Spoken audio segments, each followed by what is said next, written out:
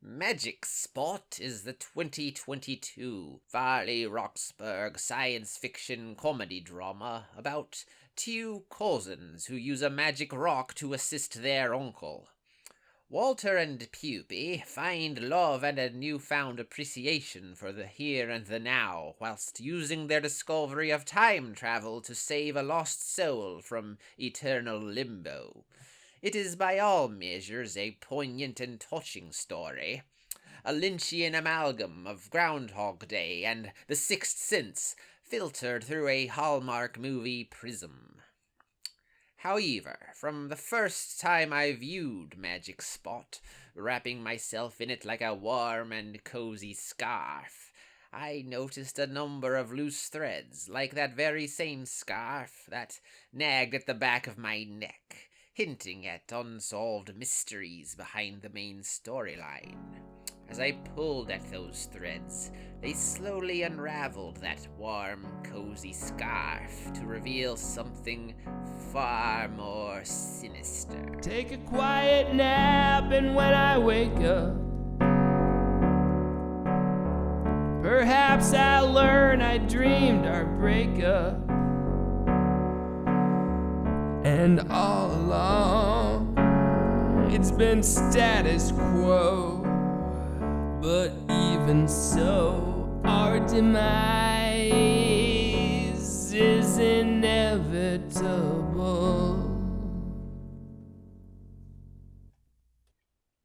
Oh, say, can you see more than 5 feet on a foggy night at Tussleville Lighthouse?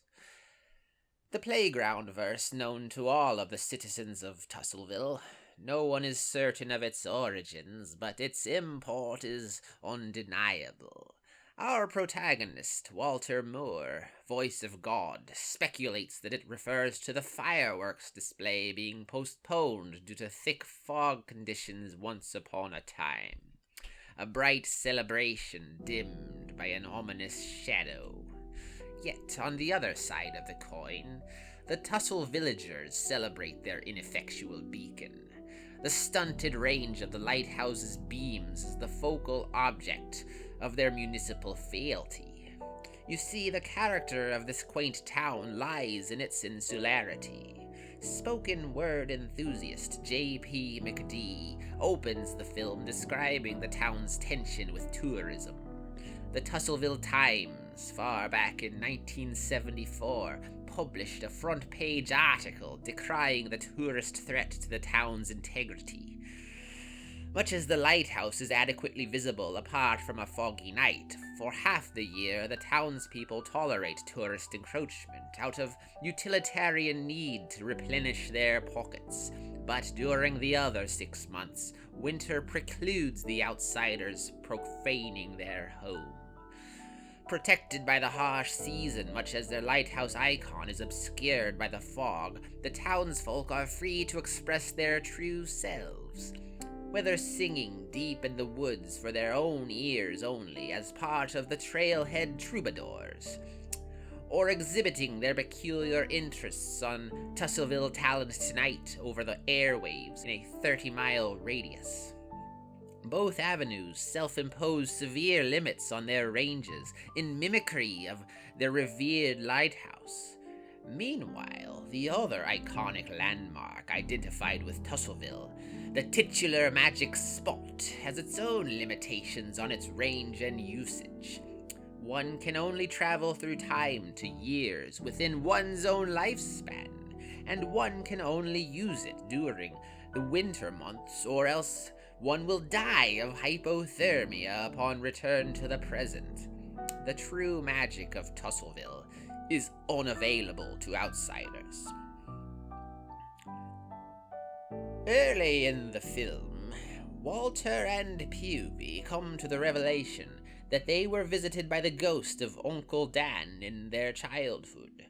They take this information to their cousin, Buster H. McHenry, and his bandmates, the Trailhead Troubadours, wonder aloud at how many ghosts they encounter in their day-to-day lives.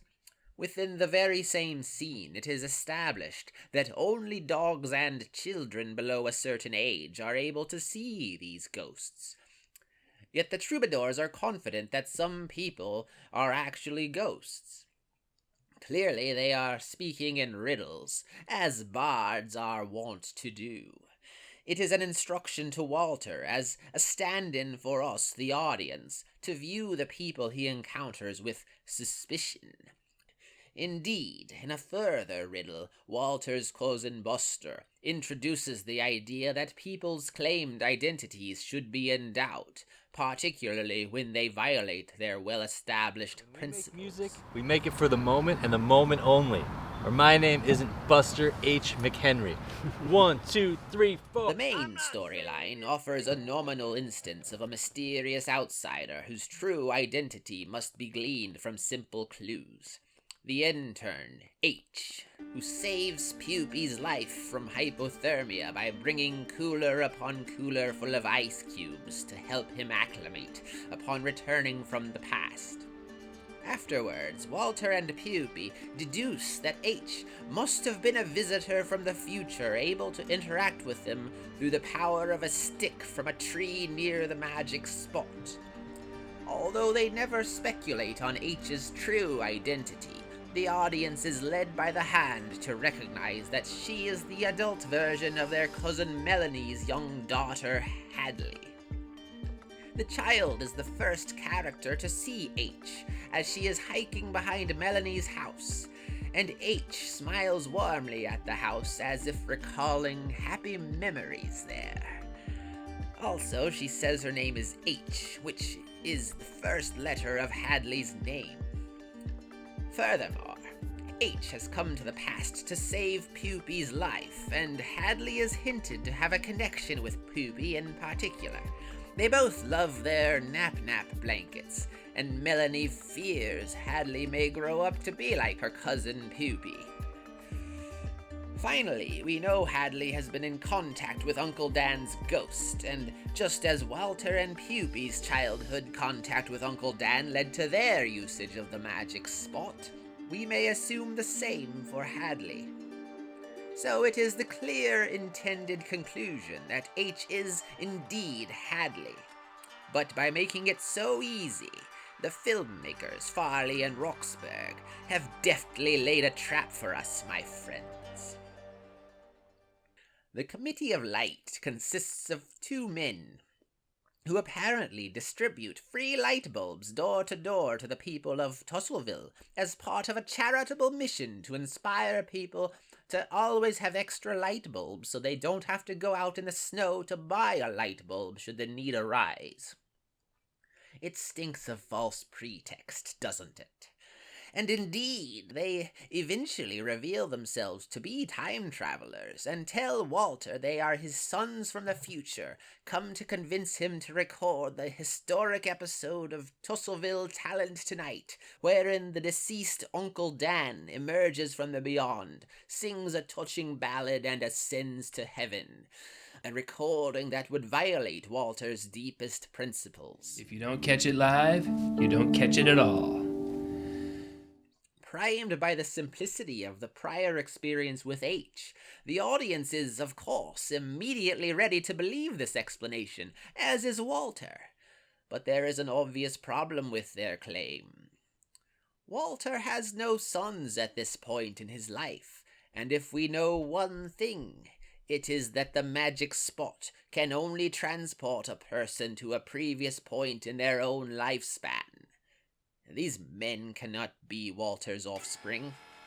And this blatant truth is borne out when we examine the rest of what they say and do. At every other turn, the film is telling us not to trust these outsiders. The committee's expressed mission is in diametric opposition to Tussleville's character. According to these men, it should be unthinkable that a Tussle villager should venture out into the winter's cold to procure a replacement light bulb. Yet, do not the Tussleville townsfolk pride themselves on their toughness in the face of the harsh winter weather? Do they not venerate the dimming, ineffectual lamp of their failing lighthouse? Besides, faced with sudden darkness and cold, Tussle villagers would retreat to their ever-present fireplaces and fire pits to warm up with a mug of hot chocolate with whipped cream. An artificial light bulb provides no such warmth. Indeed, when the committee first appears, note the warning sign displayed right beside Walter's blandly handsome face. Later, note how Walter's own mother reacts to first meeting her alleged grandsons. She, like the other characters, has no hesitation at all in believing even the zaniest of claims about the magic spot, yet she instinctively doubts the committee's trustworthiness. Examine the details of the tale they relate to Walter. They claim Walter in the future endlessly stews in regret about not recording the episode, or more specifically, that he laments, quote, "if only he'd pressed record." Yet, we are shown repeatedly that pressing and depressing the record button is a job exclusively performed by Jimmy Overstreet, the show's director. And the regret they attribute to the future Walter is entirely at odds with everything Walter has said previously. He dismisses concerns that no one will believe Poopy reappeared from the beyond on live television. Let them say what they want. We know the truth. He says there is magic in how they don't do reruns, and how their show is only available to a few people. And like the Trailhead Troubadours agreed, recording would lessen the magic. Should we believe Walter would record an episode when there is actual, literal magic involved to be lessened? Recall Buster's lesson. You know a person by the principles they adhere to. The father these men describe is not Walter. Through their treachery, the committee does ultimately convince Walter to record the episode in question, citing the future value of the licensing fees of such a recording and its benefit to Walter's future grandchildren. But what evidence is there that the rights to this footage would belong to Walter and his heirs? Indeed, Walter reports that his is a labor solely of love, not financial gain. It is emphasized twice in the film that there are but two investors behind Tussleville Talent Tonight, the director, Jimmy Overstreet, and the unseen studio manager, a Mr. Hitchens. It is these two men who would receive the financial benefit from licensing documented proof of time travel and the afterlife. Now, isn't it fortunate that Jimmy Overstreet narrowly avoids being crushed to death by the studio's speakers in a previous scene? A previous scene where the two committee members were verifiably lurking invisibly, their magic spot sticks lying scattered on the floor. Jimmy nearly pulls a rope that would kill him, a rope by a ladder, a rope tied to the overhead speaker, a rope that had not been there moments before. A rope placed there stealthily by the invisible Committee of Light. I posit that the Committee of Light duo are hired goons working for the unseen Mr. Hitchens to ensure the priceless recording of the earth-shattering, paradigm-shifting events of Tussleville Talent Tonight, and ideally to also murder Jimmy to secure Hitchens' 100% ownership of that recording. They are the only characters to allude to financial worries, since Jimmy spoke of Mr. Hitchens' reticence to spend money on expensive equipment. Jimmy lets slip that the studio's equipment room contains a supply of light bulbs, and as studio manager, Mr. Hitchens can no doubt grant the committee access to those light bulbs they need to earn Walter's trust. And Mr. Hitchens, the spendthrift, no doubt has a substantial amount of insurance for the expensive equipment like the large speaker that nearly crushes Jimmy. The Committee of Light are agents of Mr. Hitchens' sprawling greed and are never acting on Tussleville's behalf. We can easily extrapolate the outcome of their convincing Walter to record the historic broadcast. The undeniable proof of an afterlife and easily accessible time travel would transform Tussleville into a year-round tourist destination, sapping it of its magic and small-town identity. Worse, this tourist trespass would extend into years past as well, with tourists trampling the woods to endlessly exploit the magic spot. The most negligent among them would litter Agony Ridge with their frozen corpses during the summertime, and would risk rending the fabric of space-time through their meddling during the winter. This is the grim fate that J.P. McD alludes to at the end of the film with his final spoken word piece about the rapidly approaching spring. A downfall directly resulting from the celebratory farewell to Tusselville's favorite son, the final dimming of Tusselville Lighthouse alluded to by the playground verse. Oh, say, can you see more than 5 feet on a foggy night at Tusselville Lighthouse? Man is mortal. We know this. Everyone born is doomed one day to die. Yet our human survival instinct presses us on to seek to forestall the inevitable, to reach desperately for immortality in whatever form might be available. When Walter and his parents are poring over a scrapbook, looking for a particular photograph, they come across a picture of Stick Boy, a boy they met one time who loved a stick so much that it became his namesake. This boy saved Walter's cousin Melanie from drowning in a pond when she was a child. He is only mentioned in this one scene, but from the later developments about the magic spot tree and time travel rescues, it is clear that Stick Boy is from the future. But Walter's parents don't recognize him, and Stick Boy is a child himself. So, based on the lifespan rule of the magic spot, Stick Boy must be reasonably close in age to Melanie. Who is he, and why does he go back in time to rescue someone who must be a stranger to him? It is a compelling mystery with no immediate answer.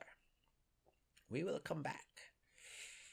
I noted in part 1 that the storyline of the time-traveling intern, H, is a well-crafted trap set by the filmmakers Farley and Roxburgh. But this trap is paradoxically also the secret key to Magic Spot's mysteries. Please permit me to elaborate. By having this time traveler introduce herself by the letter H, the filmmakers set up a false mystery, inviting the audience to speculate regarding her identity by combing through all possible suspects with names starting with H. The list is extremely short, and young Hadley is the only plausible answer, and the audience is left feeling accomplished, having found the solution so easily, just as intended by Farley and Roxburgh. But who are these red herring H suspects? In the first part of this essay, we considered one of them already. Mr. Hitchens, the studio manager. Obviously, he could never have been H, but he did emerge as the likely mastermind behind the treacherous Committee of Light. The scrutiny was well-deserved, it turns out. Who else has H as an initial? Tess Howard is the one-time sweetheart of the long-deceased Uncle Dan.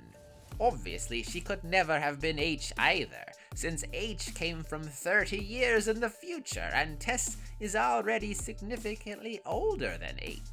But, as with Hitchens, scrutinizing her more closely should prove illuminating. Tess, throughout the film, shows up to guide Walter towards the magic spot and Uncle Dan. She presents herself with naivete about the magic spot, only providing Walter with the bare minimum details to get him to his next breakthrough. But if we consider her story with the slightest bit of skepticism, it is clear she knows much more than she lets on.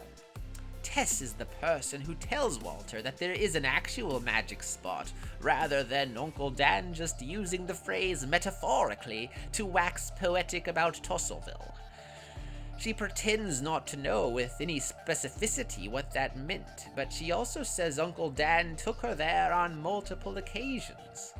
She claims that Uncle Dan was the love of her life and that she would never forget certain key details about things he told her.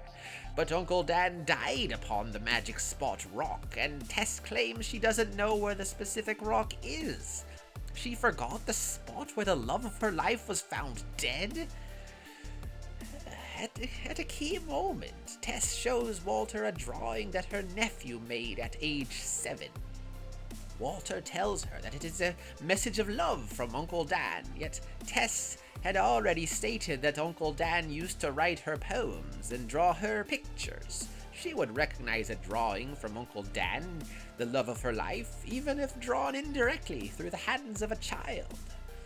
She was merely using this drawing as a pretext to guide Walter back to Hadley's drawings from Uncle Dan with their clues.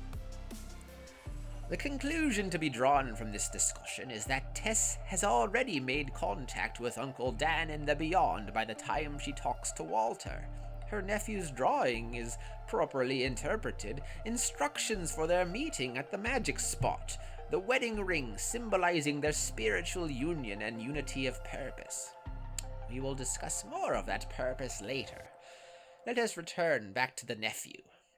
We do not know his name. He might very well be a Howard with an H as well. We can say, however, that outside of Walter and his cousins, Tess's nephew is the only known member of that generation who has had contact with the beyond, and therefore with potential knowledge of the magic spot. He is the prime candidate for Stick Boy.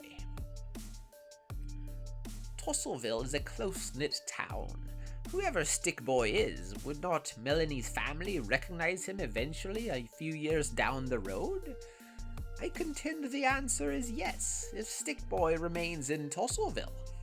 Stick Boy saved Melanie from drowning in a pond, presumably the pond near the magic spot, as that is the only pond we are ever shown. While it is possible that Melanie was skating on ice in the winter and fell through, the simpler explanation is that Melanie originally drowned in the pond while swimming during the warmer months. Then Stick Boy traveled back in time to save her at the direction of a mystery adult, and died of hypothermia when returning to the future. But isn't Uncle Dan described as the only person to die of hypothermia in the middle of the hot summer? Well, I posit that there was a cover-up. We have established that Tess knew about the magic spot. We have surmised that she and Uncle Dan have reunited. And we may presume that they are working towards a common goal of rescuing Uncle Dan from the beyond. We know that Poopy, with his sleepy predilections, is essential for that rescue. If Melanie drowns as a child, there is no Hadley to save Poopy from his death, and there are no other children with motivation or in position to return from years ahead to save Poopy. Well, why not use Stick Boy to save Poopy instead of Melanie? It is a fine question, but since no one recognizes Stick Boy, we can deduce that he doesn't actually live in Tussleville. He probably only visits his Aunt Tess occasionally as a child. Tess cannot effectively direct him to return to Tussleville in 30 to 40 years to perform a magic spot rescue mission. That would be preposterous. Why not warn Poopy ahead of time, or perform the rescue yourself, Tess? As we will see later, there are compelling reasons that Tess's involvement with the scheme must be undetected. Involving herself would raise too many questions. So, Tess sent Stick Boy on a suicide mission to save Melanie. After he died, she retrieved his corpse from the magic spot and buried it in the woods, never to be found. He would be reported missing in his hometown, so the people of Tussleville never saw him on any missing person posters or milk cartons, risking recognition by members of Melanie's extended family. Farley and Roxburgh are meticulous, like Kubrick, so ask yourself this. Why would Tess be introduced, wielding a shovel? What does that imagery evoke? Truly, Tess must be a monster to use her nephew in this manner. Yet, if we analyze the treatment of younger generations in this film, we notice a distinct pattern of exploitation. The trailhead troubadours, our most trusted truth-tellers, draw a parallel between children and dogs. Children and dogs are the only beings capable of seeing ghosts or other inhabitants of the beyond. The other talent attributed to dogs in the film is playing fetch, a talent that they shortly age out of, much like children lose their connection to the beyond at age 10. But we see that members of the elder generations repeatedly use the younger in elaborate games of fetch in the beyond. Stick Boy is our first example, of course, and his very appellation strengthens the parallel with dogs playing fetch. Good boy, fetch the stick. Uncle Dan, through his poetry messages, sends Walter and Poopy on a game of fetch. Later, Hadley is sent on her game of fetch to save Poopy. Walter's impostor sons are allegedly sent back to alleviate their father's regret in their own game of fetch. Time after time, members of a younger generation are sent into the beyond to serve the interests of their elders. Candy cigarettes, those nefarious symbols of lifelong indoctrination, revered by the Tussle villagers. Everyone here is inculcated from a young age with the Tussleville ethos, nimbly depicted in the film's third episode of Tussleville Talent Tonight, culminating in a live performance of the instant classic Oh Tussleville, sung by Alyssa, Walter, and Poopy, and containing the Tussleville Lighthouse Pledge, now indicating those three characters' roles as ripened pawns in a perennial plot.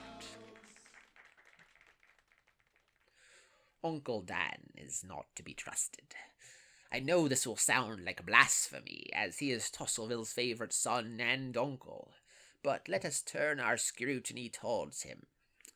Uncle Dan speaks with Poopy in the Beyond in 1986. He claims to have only then discovered the power of the tree nearest the magic spot to make him visible to children. We have already discussed Stick Boy. The Stick Boy incident occurred earlier in the scrapbook, and therefore earlier than 1986. Thus, someone in the Beyond was already aware of the power of the sticks. Uncle Dan would have witnessed the incident. The pond is out in the woods on the way to the magic spot, his favorite haunt, and besides, he stalks his family and loved ones in the ether every day. Uncle Dan lies to Poopy. Uncle Dan, when he was alive, loved Tussleville. He was its favorite son, for gosh sake. The newspaper article about his death is effusive in its praise for his musical ability, his humility, and his good humor. He loved to entertain even the smallest of crowds. The Uncle Dan whom Poopy meets in the Beyond is drained and understandably diminished. He is tired of wandering Tussleville alone and invisible, yet, according to him, he has only now discovered a way to communicate with children. Should not that prospect have rejuvenated him even a little? He has freshly found out there are numerous small audiences that he could entertain. But no, he is still at a nadir. Meeting Poopy gives him an opportunity to communicate directly with an adult.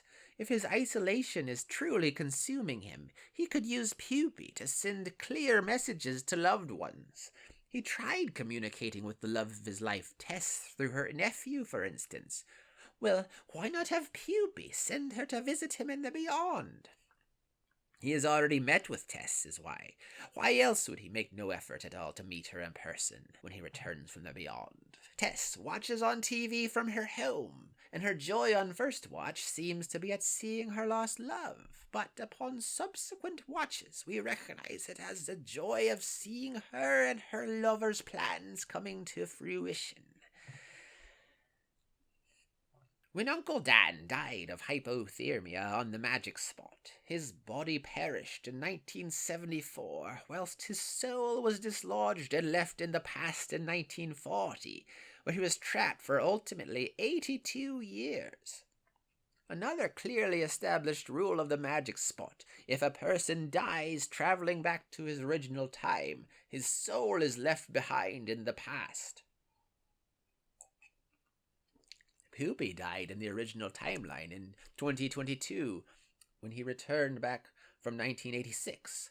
So his ghost would be trapped with Uncle Dan from 1986 onward until H's time in 2052. This much is indisputable. When H goes back to help Puppy acclimate and survive his re-entry, his ghost is already there, presumably watching from the beyond. Theologians and scholars debate the spiritual implications of this, the infamous second Puppy postulate. Some argue that the ghost Puppy was utterly annihilated upon Puppy's acclimation, but souls are generally understood to be eternal. Others insist that ghost Puppy would be immediately fused back with its now living body. But if that were the case, Puppy would be filled with the recovered memories of wandering in the beyond for 36 years. The prevailing school of thought holds that Puppy's soul is actually split in twain now, forming a permanent tether between the living Puppy and the beyond. This explains why he, since childhood, is drawn to napping, as the world of dreams is also known to be adjacent to the beyond. Whilst Puppy has no conscious awareness of his split soul's torment in the parallel dimension, he feels it deeply on a subconscious level in the form of an empathetic suffering on Uncle Dan's behalf. It is eating him up inside. There is also the miniature mystery of why Puppy, after returning from 1986, is unable to find Uncle Dan at the magic spot in any of the subsequent years. The second Puppy postulate answers that conundrum as well. It is never actually verified that the magic spot is working for Puppy.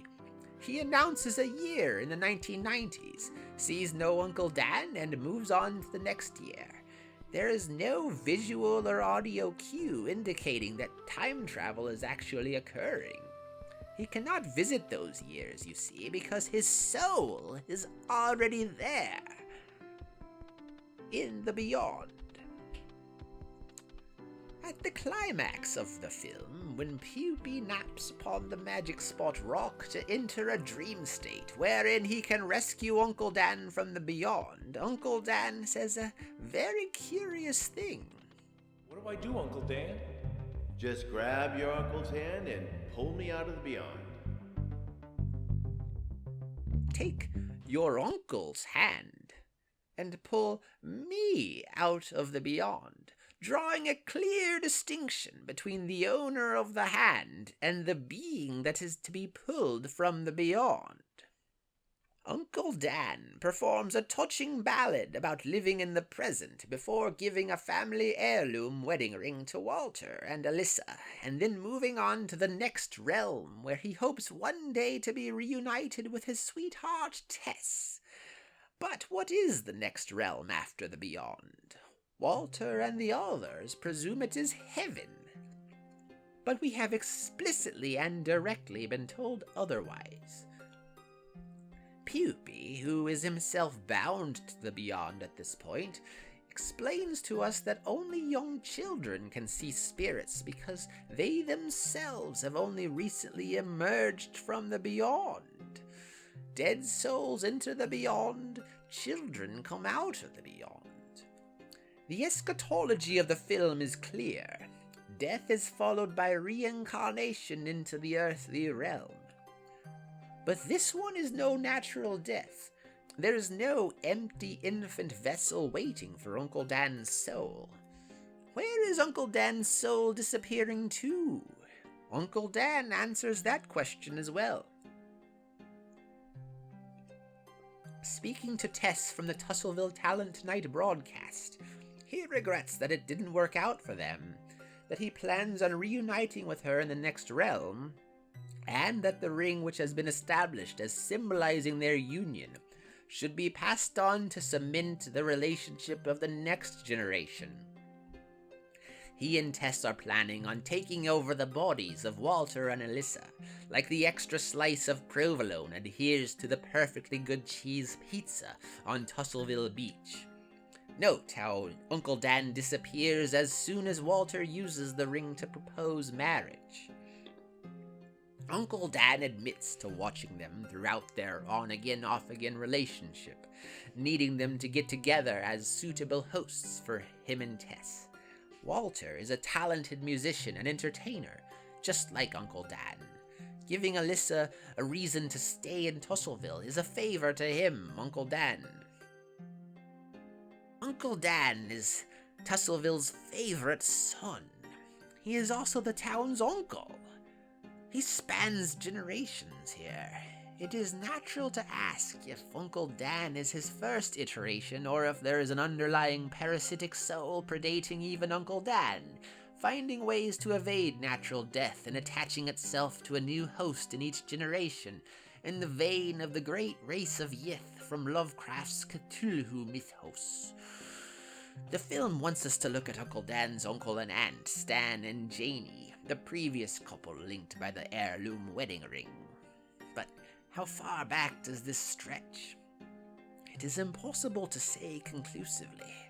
There can only be so many clues packed into the short runtime of the film. But we know that peculiar details with forgotten origins, like the Tusselville Lighthouse verse, can have immense explanatory power. Well, how about the beach pizza? Already established as a convenient metaphor for soul parasitism, the provolone may be more of a clue than previously thought. Cursory research tells us that the aged cheese originates in the Campania region of Italy, in the shadow of Mount Vesuvius. Could a pair of doomed lovers in the ancient city of Pompeii have found an escape into the beyond in the hours before the cataclysmic eruption? Who's to say?